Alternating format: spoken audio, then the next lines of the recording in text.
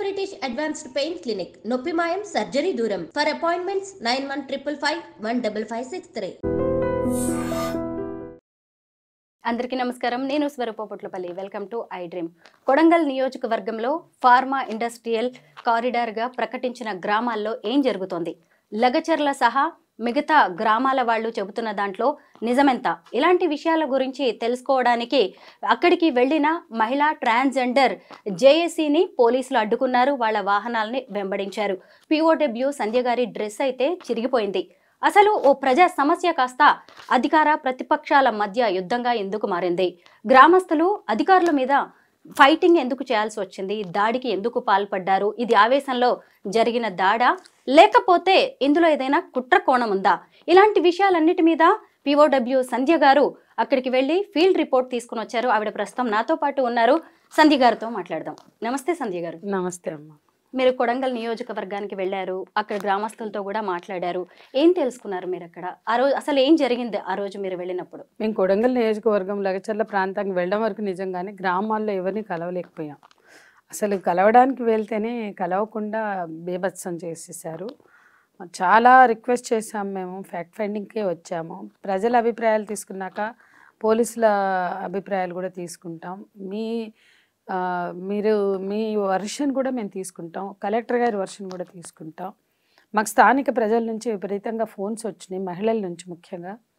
మహిళలు పంపిన మెసేజ్లు కూడా మేము పోలీసులకు చూపించాం. ఇదిగోండి చూడండి, వాళ్ళు ఫ్రైడే పంపారు. మరి మేము ఫ్రైడే వాళ్ళు పంపిస్తే సాటర్డే మేము డిస్కస్ చేసుకున్నది కూడా చూడండి మా గ్రూప్లో. మేము సండే ఇట్లా జూమ్ మీటింగ్ పెట్టుకున్నాం. ఆ తర్వాత అందులో భాగంగా నిన్నటికి ఈ రోజుకి మేము ఫ్యాక్ట్ ఫైండింగ్ టీమ్ని వేసుకుని వచ్చాము. 8 మంది మీ డిఫరెంట్ ఆర్గనైజేషన్స్.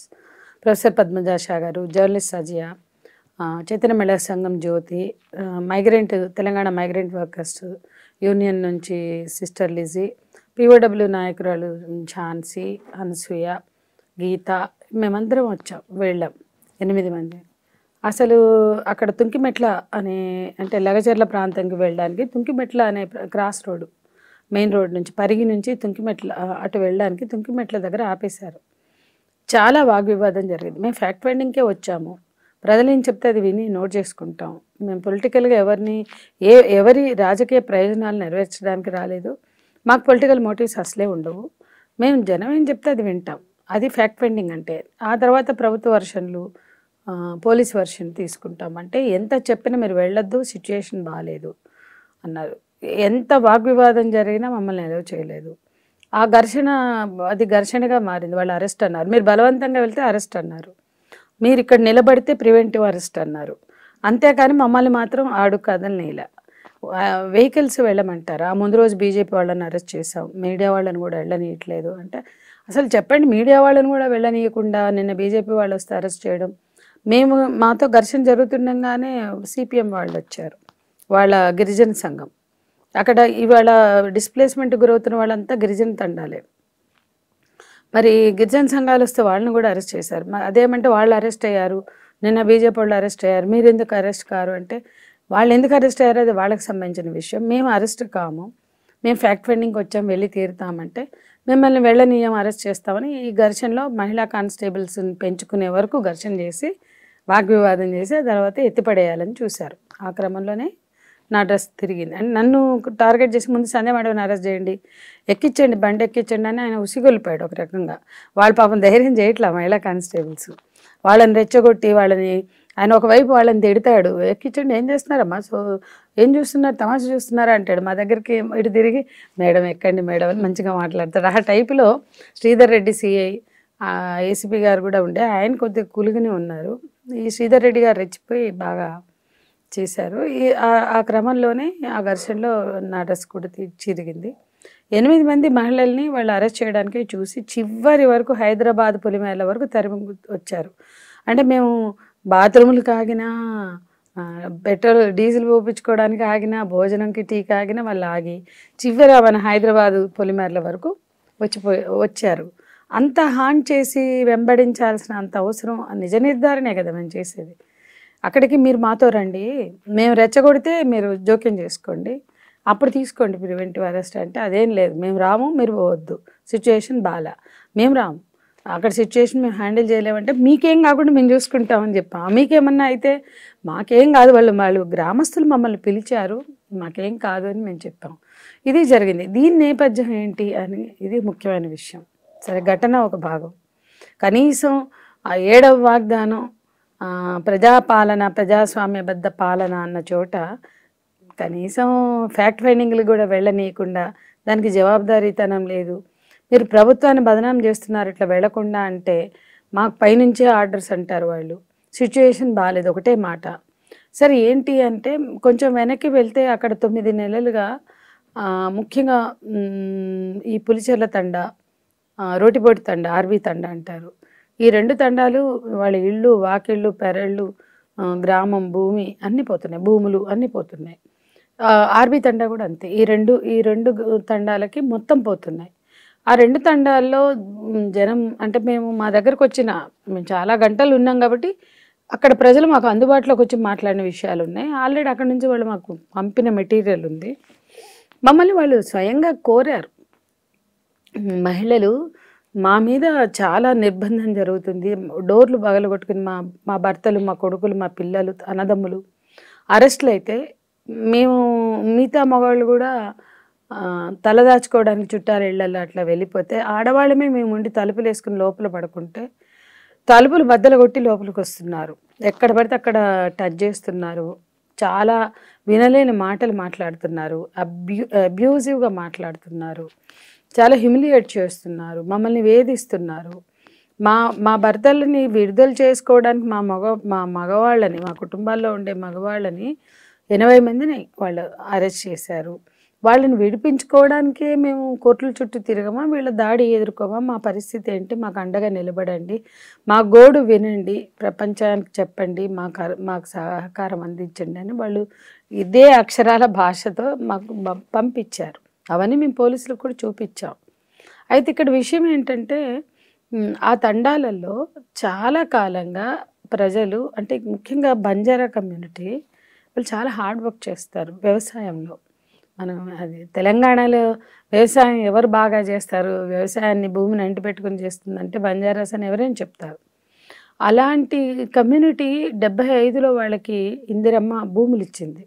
ఆ భూముల్లో కొంతమందికి పట్టాలు ఉన్నాయి, కొంతమందికి అసైన్ ల్యాండ్ కానీ ఇంకా ఉన్నా ఆ భూమిని అంటిపెట్టుకుని వాళ్ళు ఇక అంత కష్టపడే వాళ్ళు భూమిని అంటిపెట్టుకుని శ్రమ చేస్తే భూమిలో బంగారమే పడుతుంది. అట్లా 3 పంటలు పండించుకున్న రైతాంగం ఆ భూమిని ఆధారం చేసుకుని చాలా డెవలప్ అయ్యారు, డెవలప్ చేసుకున్నారు భూమిని కూడా. అంటే ఇరిగేషన్ పరంగా, అంటే బోర్లు వేసుకుని వాటర్ రిసోర్సెస్ పెంచుకుని పంటలు బాగా పండించుకున్నారు. దాంతోపాటు ఆ పిల్లలు చదువుకుని చాలామంది ముంబయో, గల్ఫో, ఇతర రాష్ట్రాలకు వెళ్ళి పనిచేసి బాగానే డబ్బులు సంపాదించుకున్నారు. గల్ఫ్ వెళ్ళి మంచి మంచి ఇళ్ళు కట్టుకున్నారు. ఆ తండావాసులు వ్యవసాయం కేంద్రంగా పనిచేస్తున్న వాళ్ళు కూడా వాళ్ళ ఇళ్ళు వాకిళ్ళు చాలా బాగున్నాయి. అంటే వాళ్ళు ఏమంటారంటే, మేము కష్టపడి సంపాదించుకుంది ఎక్కడ పెడతాం, తెచ్చి మళ్ళీ భూమి మీద లేకపోతే ఇంటి మీద పెట్టాం. ఇవాళ ఇంటికి ఇల్లు అంటే వాళ్ళు ఏమి ఇస్తున్నారు, 2 BHK ఇల్లు ఇస్తామంటున్నారు గవర్నమెంట్.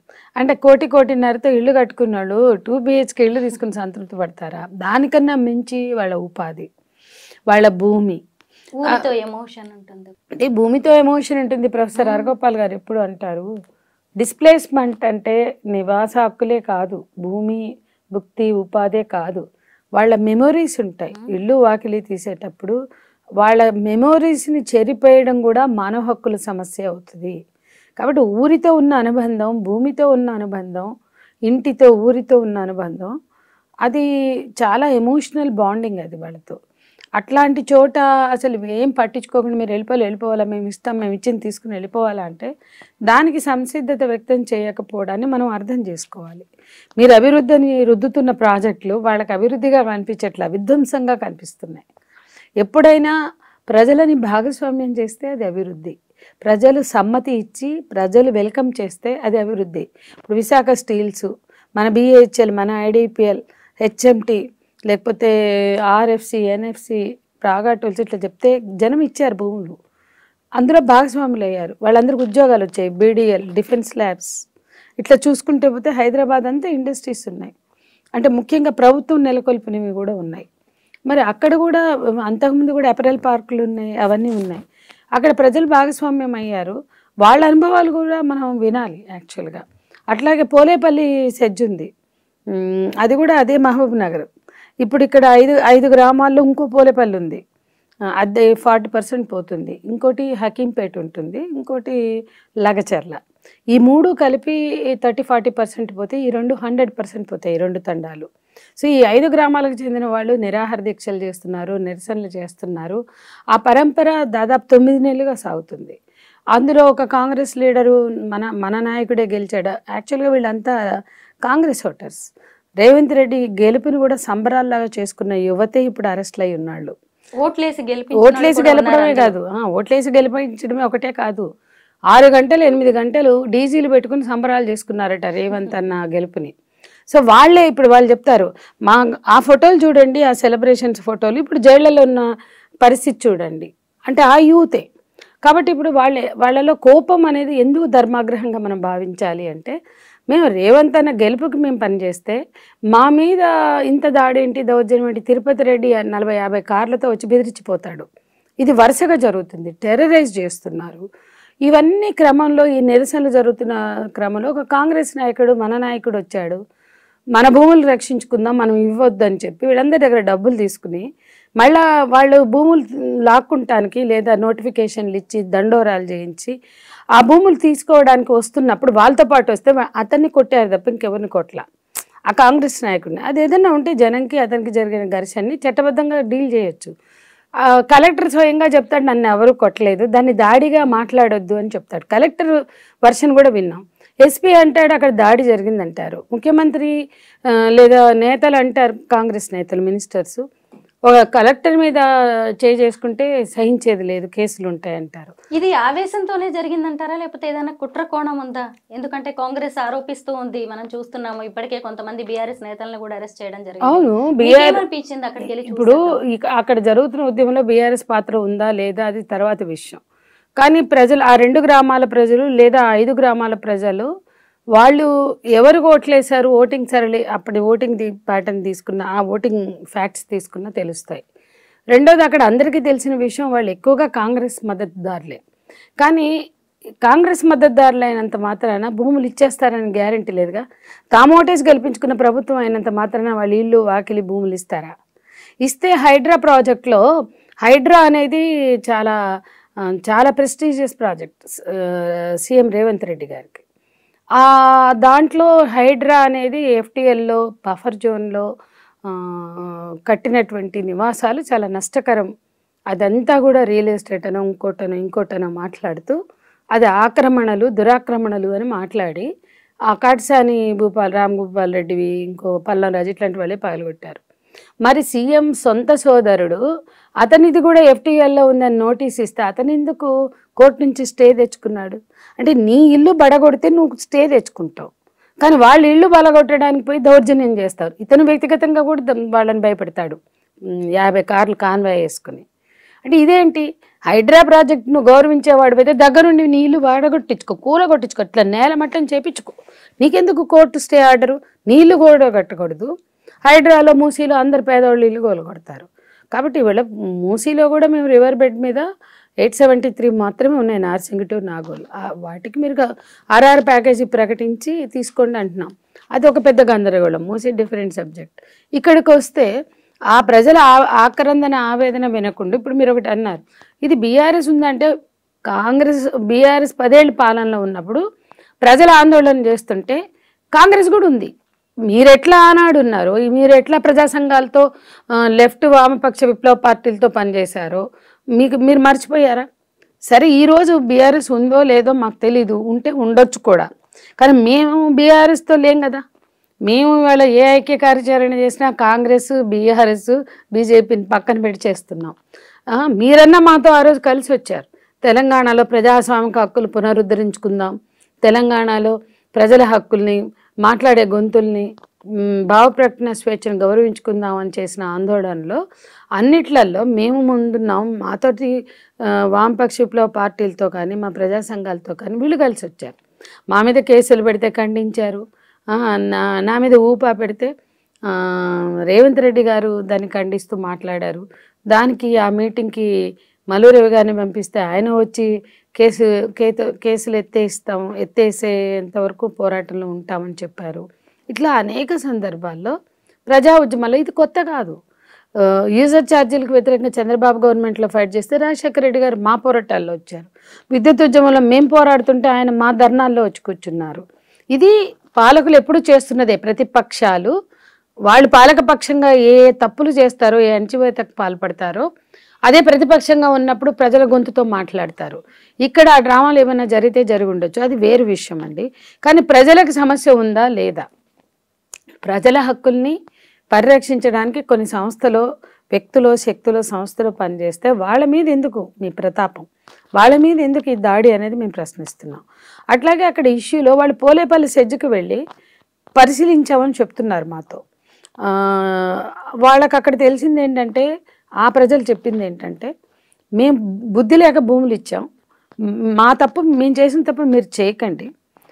ఆ పోలేపల్లి అంటే జడ్చర్ల దగ్గర ఉన్న పోలేపల్లి ఉంది కదా, మెయిన్ హైవే, నేషనల్ హైవే పక్కన, దాంట్లో వాళ్ళు చాలా స్పష్టంగా భూములు కోల్పోయి, ఉపాధిని కోల్పోయి, ఏ రకంగా కూడా వాళ్ళు ఎంత మందితో మాట్లాడినా మేము హ్యాపీగా ఉన్నామని ఎవరు చెప్పలేదు. మా భూములు పోయినాయి, మళ్ళీ మాకు భూములు రాలా. ఆ రేట్లకి, గవర్నమెంట్ ఇచ్చిన రేట్లకు మళ్ళీ మేము భూమి కొనలేకపోయాం. మహా అంటే ఆ డబ్బులతో ఏదో ఇల్లు కట్టుకున్నాం. కానీ అన్నిటికన్నా మించి గ్రౌండ్ పొల్యూషన్ వల్ల మేము సఫర్ అవుతున్నాం. మా పుట్టే బిడ్డలు కూడా చాలా జబ్బులతో పుడుతున్నారు. పుట్టి పెరుగుతున్న పిల్లలు కూడా జబ్బులతో చచ్చిపోతున్నారు. మీ పిల్లలకి మీకు భవిష్యత్తు ఉండదు, ఏముంటే ఏంలా భవిష్యత్తు ఉండదు. కాబట్టి మీరు ఆడ భూమి వదిలేసుకుంటే మీకు భూమి రాదు, ఉపాధి ఉండదు, బతుకు తెరువు ఉండదు. మీ ఇల్లు గవర్నమెంట్ ఆ ఇంటికి డబ్బులు కూడా సరిగా కట్టివ్వదు. వాళ్ళు ఇచ్చే 2 BHK ఇళ్లలో మీరు ఉండలేరు. ఇట్లా అంటే ఏమి ఇల్లు లేనివాడికి 2 BHK వరం, కానీ పెద్ద పెద్ద ఇళ్ళున్నోడికి కోటిన్నరతో ఇల్లు కట్టుకున్నాడికి 2 BHK ఎట్లా వరం అవుతుంది? ప్రాక్టికల్గా మనం ఆలోచించాలి. మీ ఇల్లు కూలగొడతామంటే స్టే ఆర్డర్లు తెచ్చుకుంటారు. సో ఇవన్నీ వాస్తవాలు అక్కడ ఉన్నాయి. అవన్నీ ఇంకా మేము వెళ్ళి చూడకుండానే ఈ వాస్తవాలని మాకు తెలిసి చెప్తున్నారు. వెళ్ళి చూస్తే ఇంకా అనేక కోణాలు ఉండొచ్చు. ముఖ్యంగా మహిళలు ఎట్లా హ్యూమిలేషన్ గురయ్యారు, ఎలా అవమానపడ్డారు, ఎట్లా వాళ్ళ పట్ల వాడిన భాష ఉంది, వీటికి సంబంధించి కూడా వాళ్ళు ప్రత్యక్షంగా చెప్పాలి అని భావించారు. కానీ వాళ్ళని కలవకుండా చేశారనుకోండి, సరే వెళ్ళకపోతే రేపైనా వాళ్ళని కలుస్తాం, తెలుసుకుంటాం. కాబట్టి మొత్తంగా నాకు అర్థమైంది ఏంటంటే, వెళ్లకుండా చేయడం అంటే అన్ని హామీలు ఇచ్చినా, అన్ని రకాల కన్విన్స్ చేసినా అక్కడ ఏదో జరుగుతుంది. భయభ్రాంతులకు చేయడమో, నిర్బంధం ప్రయోగించడమో. నిన్న మాకు ఆ తుంకిమెట్ల చౌరస్తాలో కనపడిన ప్రజలు, వాళ్ళని మా దగ్గరికి రాని, ఇట్లా మమ్మల్ని వాళ్ళతో మాట్లాడారు. రోడ్డు మీద కూడా మా పక్కనే ఉన్నారు వాళ్ళు, అయినా మేము మాట్లాడాం. వాళ్ళు మమ్మల్ని కలవకుండా చేసినా కూడా వాళ్ళతో గొడవ పడిపోయి మాట్లాడినాం. వాళ్ళు ఏం చెప్పారంటే, అసలు ఆ ఊళ్ళన్నీ కూడా పికెటింగ్లో ఉన్నాయట, అన్ని పోలీస్ పికెట్ల మధ్య ఉన్నాయట.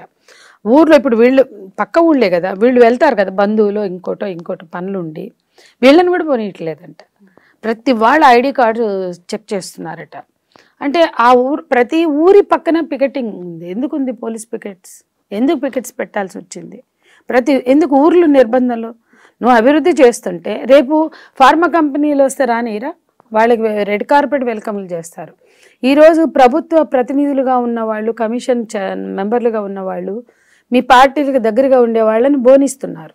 కానీ మిగతా వాళ్ళని పోనీ ఇట్లా ప్రతిపక్షాలను కానీ, మీడియాని కానీ, ప్రజా సంఘాలని కానీ, మాలాంటి ఉమెన్ అండ్ ట్రాన్స్జెండర్ జేఏసీ సభ్యుల్ని కానీ మీరు పోనీ ఇట్లా అంటే ఏం జరుగుండొచ్చు?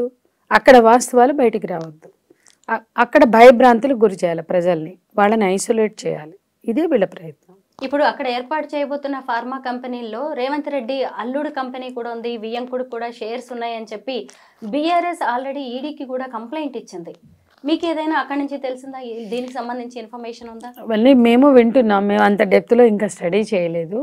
తిరుపతి రెడ్డి అక్కడ భయభ్రాంతులకు గురి చేయడం, ఆ ప్రాంతం అంతా కొత్త వాల్ రైటింగ్లు వెలిసాయి. రేవంత్ రెడ్డి నాయకత్వం వర్ధిల్లాలి, తిరుపతి రెడ్డి నాయకత్వం వర్ధిల్లాలి అంటే ఆ ప్రాంతంలో తిరుపతి రెడ్డి ప్రభావాన్ని పెంచుకోవడానికి చాలా, అంటే అంతకుముందు అక్కడ అతని నాయకుడు కూడా కాదు, కానీ అతను వాల్ రైటింగ్స్ రాయడము, అతను వరుసగా కాన్వాయ్లతో రావడము, ఇవన్నీ అక్కడ ప్రజల్లో ఏంటంటే ఈ ఫార్మాసిటీకి సంబంధించి మేజర్గా వీళ్ళ కుటుంబమే పాత్ర పోషిస్తుంది, వీళ్ళవే ఎక్కువ వాటాలు ఉన్నాయి. వీళ్ళకి సంబంధించింది తిరుపతి రెడ్డిని కట్టుకుని ముడుపులు చెల్లించి చాలామంది అక్కడికి రావడానికి ప్రయత్నిస్తున్నారు.